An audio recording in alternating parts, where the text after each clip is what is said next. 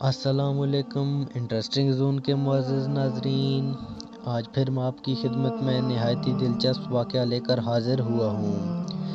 3 چوروں کی عبرتناک کہانی۔ دسمبر کی سرد رات تھی، ہر طرف اندھیرا اور ہوکا عالم تھا۔ سڑک پر موجود دھند ہاتھ کو ہاتھ سے ملنے نہ دیتی تھی۔ وہ تینوں کپڑے کی ایک گٹھڑی اٹھائے قبرستان کی جانب بڑھ رہے تھے۔ یہ جودھ پور کا پرانا قبرستان تھا۔ یہ تینوں اکثر رات گئے وہاں جاتے تھے، لیکن آج یہ قبرستان الگ ہی تصورات دے رہا تھا۔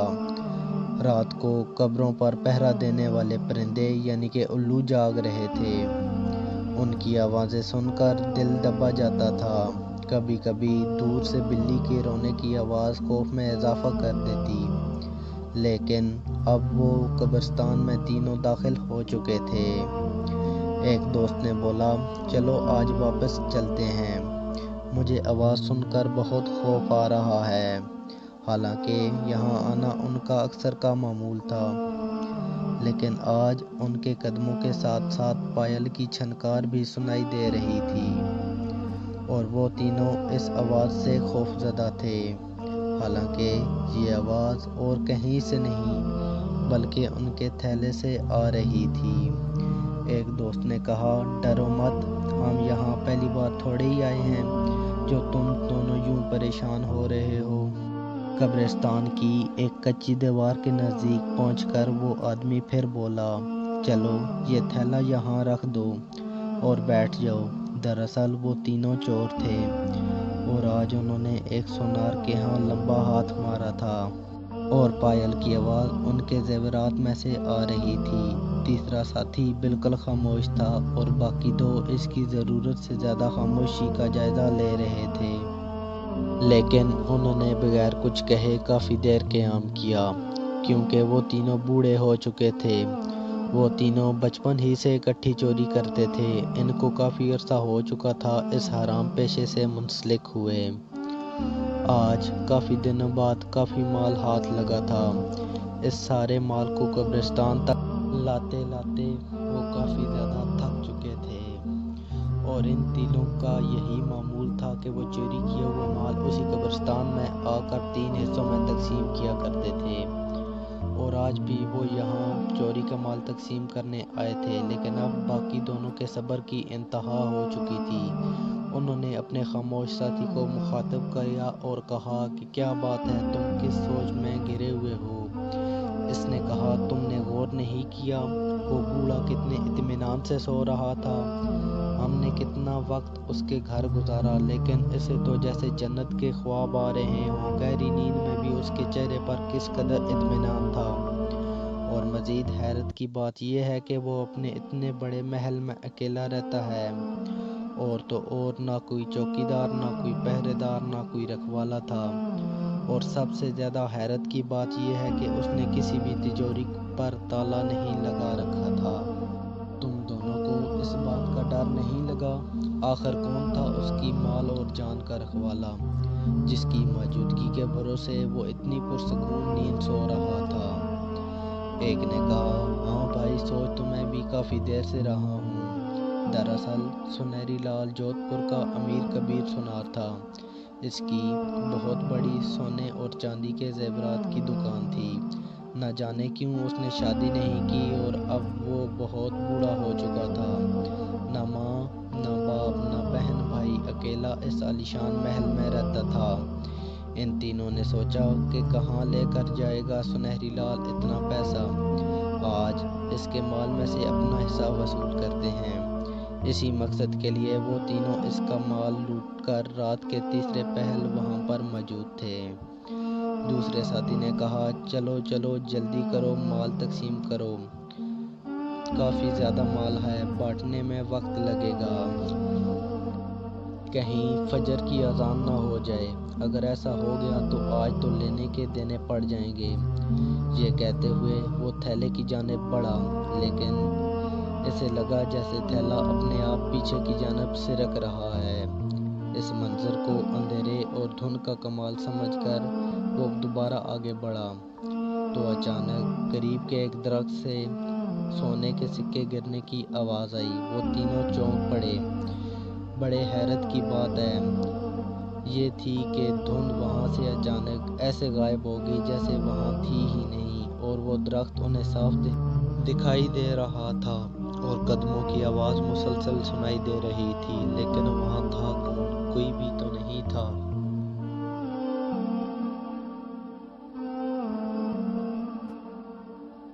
وہ تینوں سب بھول گئے اور خوف ان پر طاری ہو گیا۔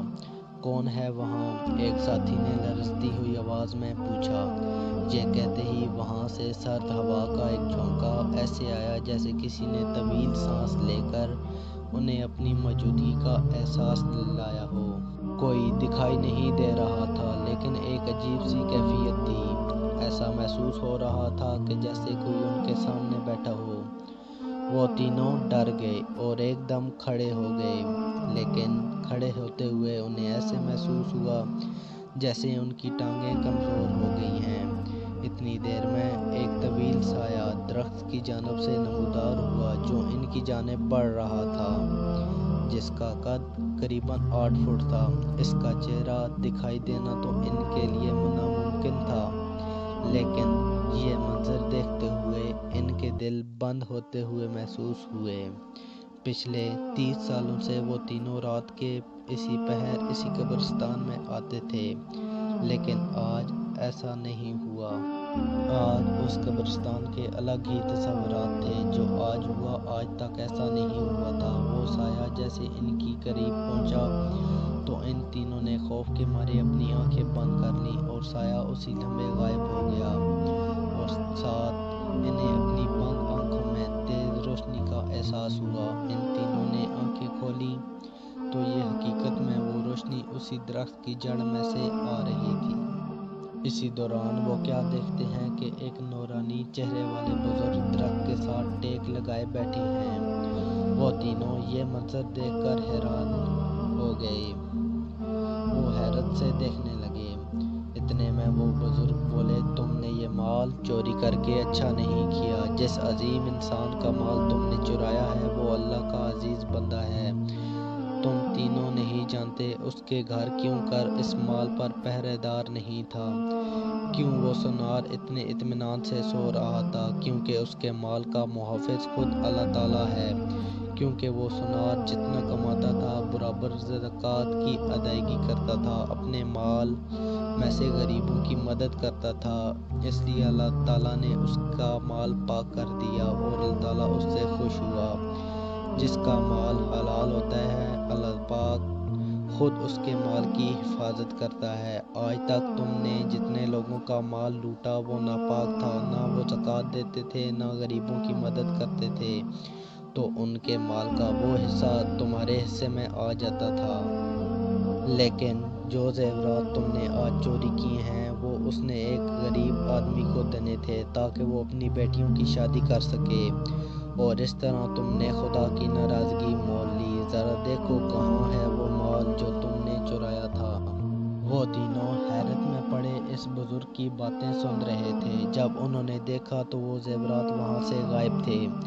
وہ بزرگ کہنے لگے، وہ سب زیورات اپنی جگہ پہنچا دیے گئے ہیں۔ اس بات کے ساتھ ہی ان تینوں چوروں کی ٹانگوں میں مزید کمزوری آ گئی اور وہ زمین پر گر گئے۔ اس بزرگ نے کہا، اب تم تینوں کی یہی سزا ہے۔ تم تینوں اپنی باقی زندگی ٹانگوں سے محروم ہو کر گزارو گے۔ اس کے بعد وہ وہاں سے غائب ہو گئے، اور وہ تینوں صبح تک وہیں بیٹھے روتے رہے، معافیاں مانگتے رہے، لیکن شاید انہوں نے توبہ کرنے میں دیر کر دی تھی اور انہیں دنیا کے سامنے عبرت کا نشان بنا دیا گیا تھا۔ صبح جب لوگوں کی آمد شروع ہوئی تو انہوں نے مدد مانگی اور سارا قصہ سنا دیا۔ قبرستان میں لوگوں کا ہجوم لگ گیا کہ ہمارے ساتھ رہنے والے بظاہر یہ معزز انسان در حقیقت چور تھے، اور اللہ تعالیٰ نے انہیں سخت سزا میں مبتلا کر دیا ہے۔ سچ کہتے ہیں خدا کی لاٹھی بے آواز ہے۔ جو لوگ اللہ پاک کی راہ میں خرچ کرتے ہیں اللہ تعالیٰ ان کے مال کی حفاظت خود کرتا ہے، اور جو لوگ زکوٰۃ نہیں کرتے یقین کریں اللہ پاک ان کے مال میں سے وہ حصہ نکال لیتا ہے۔ کبھی بیماری کی صورت میں، کبھی چوری کی صورت میں اور کبھی کسی اور صورت میں اللہ پاک مال میں سے وہ حصہ نکال لیتا ہے۔ میرے عزیز دوستوں، ہمارے مال پر غریبوں کا بھی حق ہے۔ زکوٰۃ دیتے رہا کریں اور غریبوں کی مدد کیا کریں، کیونکہ اللہ پاک ہمارے مال کو پاک کر دیتا ہے اس سے۔ اگر ہم وہ مال نہیں نکالتے تو وہ کسی نہ کسی صورت میں ضرور نکل جاتا ہے۔ اس لیے ضروری ہے کہ اپنے مال کو پاک اور صاف بنانے کے لیے ہم زکوٰۃ ادا کیا کریں اور اپنے غریب دوستوں کی